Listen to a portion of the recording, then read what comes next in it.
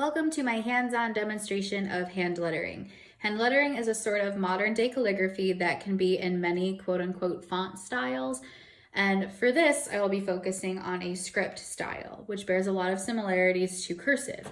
Although you might notice some differences in the letter shapes and in that I lift my pen or marker up many times while writing one word, whereas cursive requires one continuous line.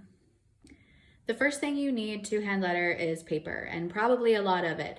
Some people have gone to doing hand lettering on an iPad with an Apple Pencil, which obviously saves on waste, but for this presentation, we'll be using paper. Then you may want a pencil and eraser. My personal favorite are the Ticonderoga pencils with their erasers. I won't be using a pencil and an eraser for this, but it can really be helpful for more elaborate drawings and hand lettering. Now you can really use any kind of marker or pen for hand lettering. The ones that I will be showing in this demonstration are the Crayola broad-tipped marker, the Tombow Fudenosuke brush marker, and probably the most popular for hand lettering, the Tombow dual brush pen. All of these can be used together, separately, and really, like I said, any kind of pen or marker can be used for hand lettering. It just depends on your purpose. Tombow's Fudenosuke brush marker will be a much smaller tip than, say, the Crayola or the dual brush pen. It's worth noting that all of these markers come in a lot of different colors, even though I'll be using just black. The dual brush pens, for example, have about 96 colors, including one clear marker that you can actually use to blend the colors. So just some really cool options that you have to create some beautiful artwork. So just some tips before we get started. It's important that you're sitting at a table up straight with both feet on the floor. And you want to do as best as you can to get your whole arm and even your elbow, which you can't really see in this frame, onto the table for support. This puts the pressure on your arm rather than on your hand. You also can try to rest like your pinky tip onto the table. That will give you some more support too, and it allows more control of the pen. You want to use your whole wrist while making movements with the pen because that allows you a greater range than just using your fingers.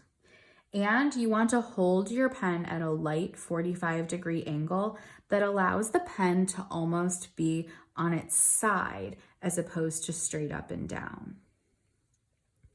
Now, it can be helpful to have a lot of practice paper, such as this.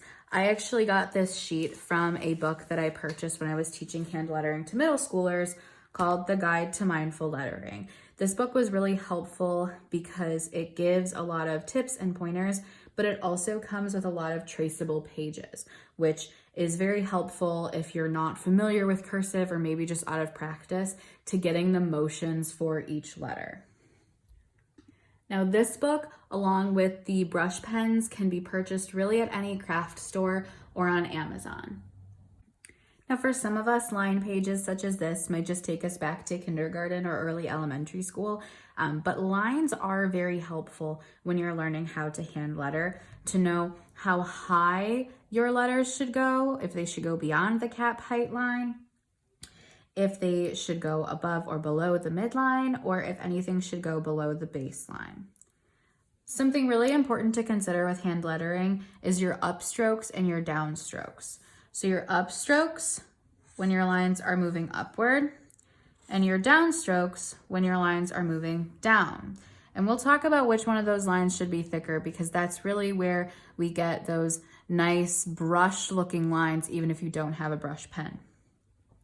Another thing to pay attention to is your ascenders, like this loop in an H that goes above the midline, and your descenders, like the loop in a Y that go below the baseline.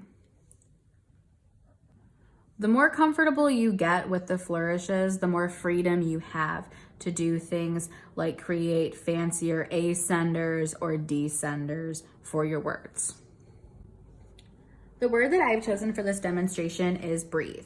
And what I've shown you here is something that's very helpful for learning hand lettering, and that's to do each letter separately. In fact, that guide to hand lettering has pages where it's just repeating the letters over and over again, which seems really monotonous, but it's helpful so you can really get used to the movement of your pen.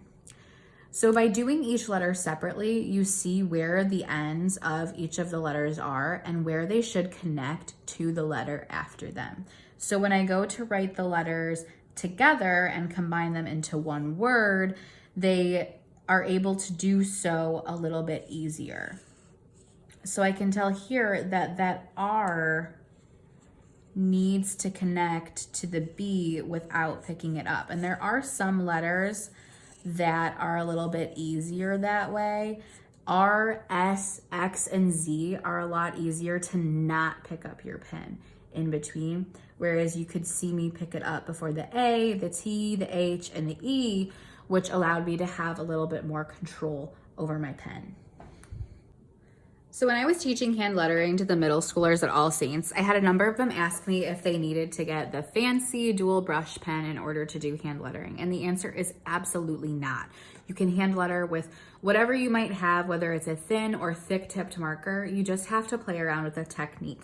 So what I'm going to start with here is using the thin tip of the Tombow dual brush pen, which is very similar to like a thin tipped Crayola marker. So to give it the same look as a brush pen, I'm going to write the word just like I did on the other page.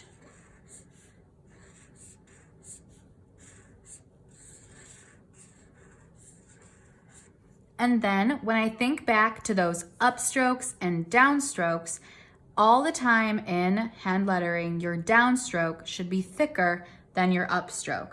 So what I'll do is I will outline my downstrokes and leave my upstrokes just the way they are. And then I can go back and fill in these sort of little boxes that I've created for the downstroke. So before I get too far ahead, you might be wondering, how on earth do I know what the downstroke is versus the upstroke? And honestly, it's pretty simple. It just takes some practice. When you're writing a letter, anytime your pen goes upward, that's an upstroke, and anytime it moves down, that's a downstroke. So for the beginning of the letter B, I know this part was my upstroke, and this part was my downstroke, so that's what I should make thicker. If it helps, when you're practicing for the first times, you might actually want to draw arrows so you know which part is up and which part is down, so you know what to make thicker. So with the letter B, I know that this should be thin because it's my upstroke, and this should be thick because it's my downstroke. I had another upstroke here, this was another downstroke, and then another upstroke there. Again, this takes practice, but it can be helpful when you do transition into the fancier brush pens so you know which parts you should be dragging to make a little bit thinner and which ones you should really be making thicker. So that gives the appearance of having a brush pen without having one. And sometimes I actually prefer this method because I feel like it gives me a little bit more control over how my pen is moving. The next example I'm going to do is with the Crayola broad tipped marker. With these, I feel like you have to give a lot more pressure on the downstroke versus the upstroke. So you'll be a little bit lighter on the upstroke and then really push to get that thicker line on the downstroke. So this, I think, takes a little bit more effort than just writing it because you're really pushing into the marker. And it's a little bit harder to discern the upstrokes from the downstrokes depending on what letter you're doing. The next example I'll do is the Fudenosuke brush, which is a much thinner tip. This is considered a soft nib version of this brush. They have a harder tip, but I still feel like you have to push hard in order to get that thicker downstroke.